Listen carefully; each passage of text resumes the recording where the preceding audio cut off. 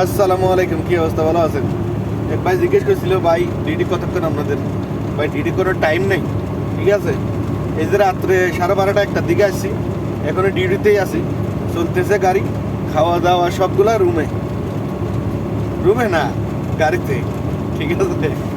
রুমে যাওয়া হয় না, এর মধ্যে কোনো রুম নেই আমাদের, এর মাঝে কোনো রুম নেই, রুমে কোনো যাওয়া দাওয়াই নেই।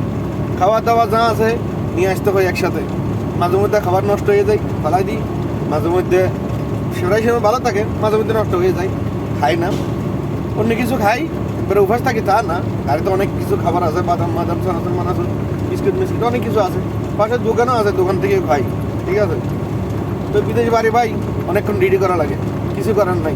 ডিউটি না করলেও উপায় নাই, যে আমি ইচ্ছা করে করতেছি তা কিন্তু না, না করলেও উপায় নাই। এরা ডাইরেক্ট বলে যে তোরা এখানে কি জন্য আসছিস, এখানে টাকা কামানোর জন্য আসছিস, ডিউটি করতে হবে। তোরা বসে থাকলে বাড়িতে যাই বসে থাকিস, এই জন্য তো ডিউটি চলে ভাই অনেকক্ষণ, আলহামদুলিল্লাহ। তো এখনও যাইতে যাইতে অনেক টাইম লাগবো। তো ঘুমাইতে ঘুমাইতে 8:30 বাজে, 8:30 বাজলে আবার 1টার দিকে উঠে দিতে হবে।